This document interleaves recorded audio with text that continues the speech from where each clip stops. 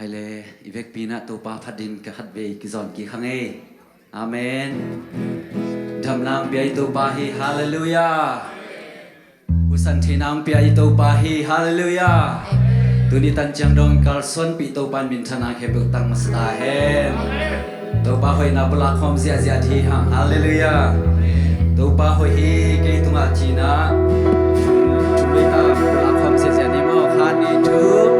tu pa hoi hi ke tunga tu pa hoi hi ke tunga tu pa hoi hi ke tunga amen tu pa hoi hi kain kwan suwa chumi bula khom ni khan ni thu tu pa hoi hi kain kwan suwa tu pa hoi hi kain kwan suwa tu pa hoi hi kain kwan suwa amen tu pa hoi hi ina sem na sang ka na inom na ibam ki ma tu pa hoi na bula khom ni khan ni thu tu pa hoi hi kana sem na tu pa hoi hi kana sem na tu pa hoi hi kana sem na amen tu pa hoi hi se si par par por misma ani thu tu pa hoi hi se si por pas por misma tu pa hoi hi se si por pas por misma tu pa hoi hi se si por pas por misma amen olai panang ki khom te zum tu pa hoi na bula khom ni mo khan ni thu tu pa hoi hi olai pan ki khom te tuma tu pa hoi hi olai pan ki khom te tuma tu pa hoi hi olai pan ki khom te tuma amen tu pa pa toi khom se se ni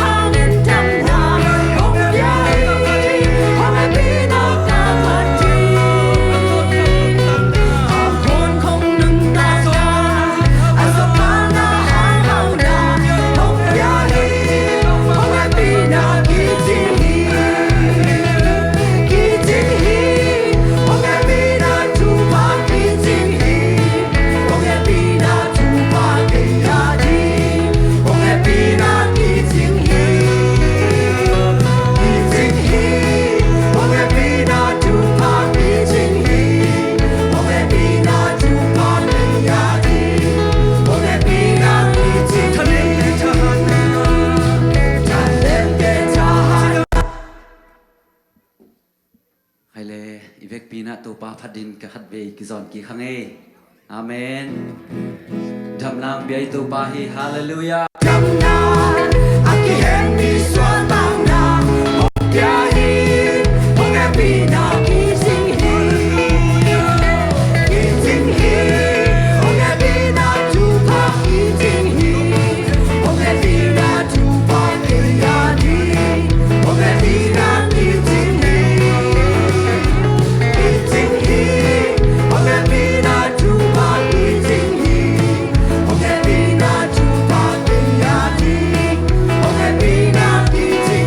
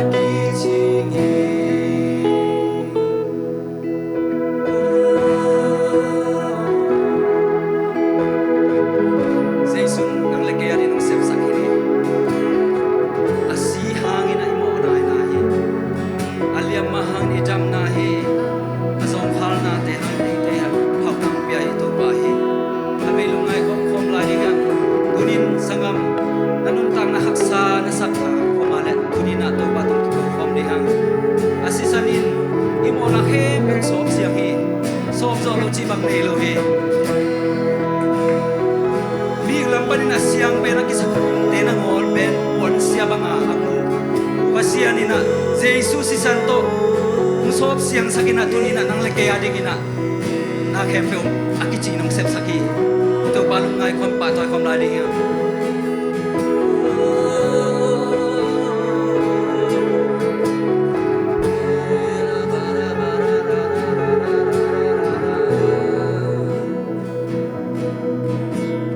nasisan malkat kiching nabi sinelo aven pinung bua kamo na kempeo nong sop siang saki nung inasisan ang peki nakamal katbek kising nabi tasalo kay nong hopi kasam na kempel na kamal sungkit singi nong inaokumi kanong na taong dipkise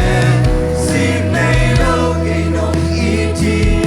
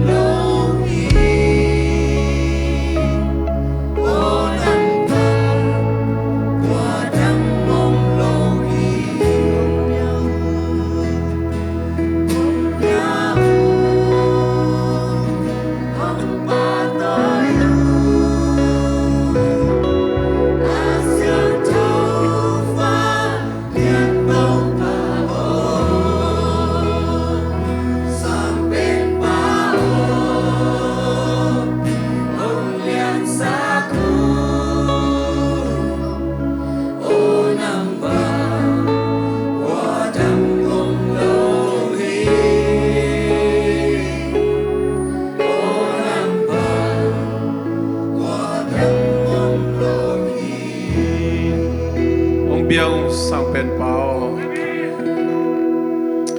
na si san nei kempe nong bua na nei kempe nong bua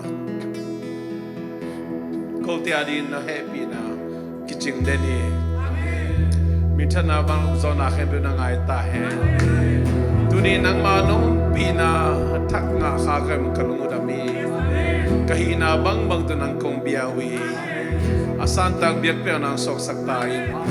Jesus min song kong kiawi pamasian amen